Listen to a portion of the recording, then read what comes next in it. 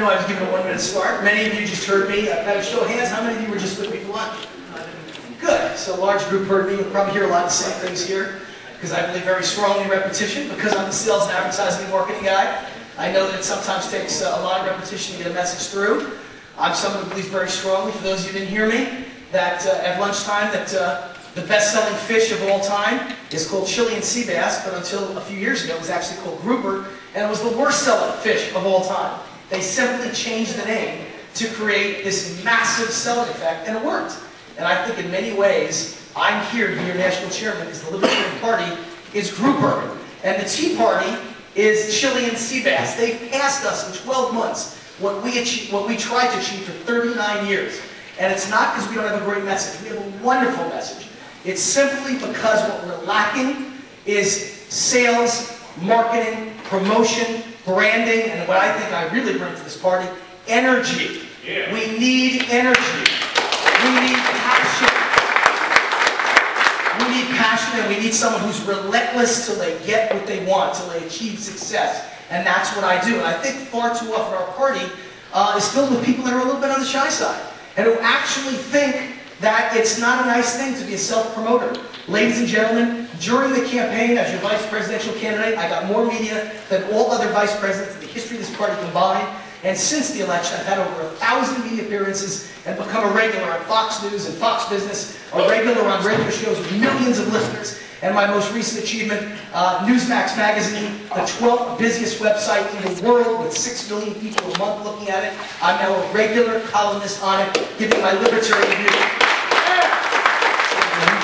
So I'll close my opening statement by saying, this party doesn't need an administrator, it doesn't need another bean counter, it needs one thing only: chief salesman, chief marketer, chief spokesman, chief rainmaker. That's what I bring to the table, and I believe I'll give you an equal seat on a stage with me representing the Libertarian Party and the man who represents the Republican Party, Michael Steele, and the man who represents the Democratic Party, Tim Kaine. I will be on Fox News, I will be on CNN, I will be on NBC as an equal with the two leaders of the two biggest parties in this country, and there is no other man or woman running for the chairman of your party that can produce that. Matter of fact, this Thursday I fly to New York to be live in studio on Fox News. That's what I bring you. I'm a Reagan or an Obama for the Libertarian Party, a communicator and a salesman, and that's what we need. Thank you.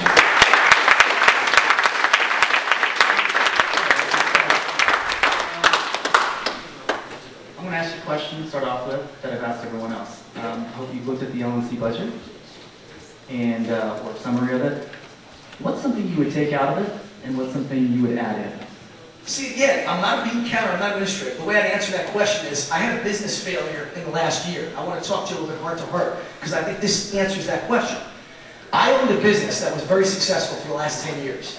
And I sold it 2 years ago to a $40 million publicly traded British company. And I thought it was the best move I ever made in my life. And I was making a salary of over $500,000 a year, and in return for that sale, I got almost $10 million with stocks and options, probably over $10 million. And the company went out of business last January. This past January. Gone. Goodbye. I lost $10 million and a $500,000 salary in the middle of a depression. Do you have any idea how scared I was? Do you have any idea how frightened I was? Now, my only choice, I had two choices. I could either go buy my company back on the British bankruptcy court for several $1 million, even though it was my company, I had to pay millions to buy it back, or I could start a new business with a new business model. And I decided in this terrible economy, the model was to keep the overhead extremely low and start up a website where you could utilize my talents as a great salesman on television. Because that's what I've been my whole life, a TV pitch man, a TV salesman. So I opened up a website. I spent zero money on it. I didn't brand it, I didn't promote it, I didn't market it, I didn't sell it. I just put it up on Google and the world could find it. And the first month, I did 3 times more business than I thought I'd do. The second month, doubled that business. Third month, doubled that business. By the 4th month of business, I was doing over $100,000 a month in sales with zero overhead. I'm now making more money than I ever made when I had a big company with 100 employees. I now have 0 employees and a little website. $100,000 a month. Box office business. And do you know how that translates to Kevin's question? The Libertarian Party, what is missing, is someone like me to operate the Libertarian Party like my website. All I do on my website is I send emails to my 60,000 person database that I've got something for sale today, and I do it on a video They watch the video and they buy 100,000 a month worth of my product. Zero overhead. Pretty good, huh? Well, the Libertarian Party has a database with 50 or 100,000 people.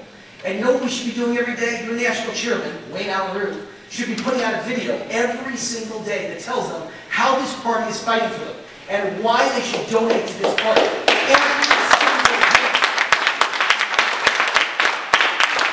I not only know how to do it, I know how to get people to write checks. In my business career, I've raised about $50 million for small niche businesses. I'm very good at getting people to write checks and spend their money, even in a depression. And that's the way I would solve this party's problem. Number one, cut the overhead dramatically. Number two, what money you spend should be on one thing only. Sales, marketing, promotion, branding. I know that's 4 things, but it's one thing. It's one thing. And number two, get a really good, credible, reputable salesman like me to get on that website and turn the website into a television set that can get money and raise funding for the people who believe in liberty and freedom. That's how you dramatically change this party in a short period of time.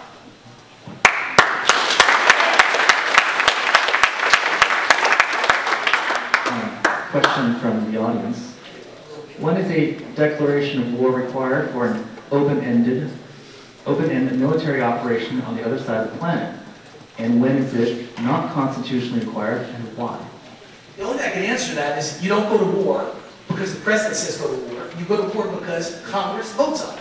The Constitution says Congress has to approve war, and you don't go unless Congress approves it. And by the way, the lessons I've learned from Iraq and Afghanistan are, number one, we don't need to be the world's policeman. Number two, we can't afford to be the world's policeman.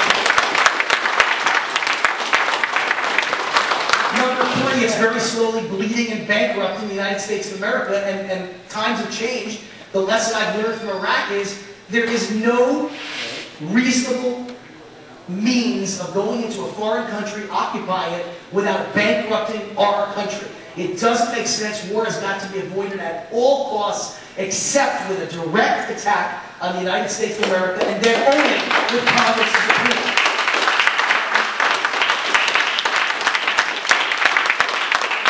And the last thing I've learned is if you don't have the support of the American people, there's no point in going to war, because without the American people's support, very quickly it all turns south, it all turns sour, and no matter how great we thought the reasons were for war, it will absolutely work out badly. You've got to be, how about this one? I'll bet you guess what I'm going to say. The President of the United States needs to be a salesman to the American people and make his or her case. And if you can't make the case to the American people, don't go to war. Simple as that. Okay, let's get back to LP business. What do you think the relationship between the National Committee, the National Party, what's the proper relation, or I should say, what's the relationship, how should be formed between the National Party and the state parties? What do you think its role should be? Well, the only thing I can say is that, again, what would be my role, Kevin? My role is that, as an example, I was just speaking in Utah. I just got back from Utah. I spoke in Salt Lake City at the Utah LP. And now I came here today to speak in front of the California LP. I get home tonight for a few hours. I leave in the morning to head to West Palm Beach, Florida, to do a video for Newsmax, the #1 conservative website in the world. I'm now the guy who hosts their videos. I'm doing a video with Dick Morris, the famous political strategist. I'll be there for 2 days. Then I leave on Wednesday for New York, where I'll appear live in studio on Thursday on Fox News. Then I come back on Friday for a few hours, and I leave on Saturday morning for Reno to address the Nevada LP. I am the most energetic, passionate guy, dedicated guy, a guy who's willing to sacrifice on behalf of this party that you have ever met in your life. And the role of the National LP chairman should be to be the chief branding officer, the chief marketing officer, the chief salesman, the chief rainmaker, to run around the country, speak at libertarian events, get people excited, which is what I do best, get people motivated, get people enthusiastic, and get them writing checks. I'm here to help you, Kevin, to get people to write checks to pay for, unfortunately, what is necessary to create a winning political party, and that is money. Money is the lifeblood of politics, the mother's milk of politics. There's no way around it. We have to admit it, and we have never raised enough money as a libertarian group.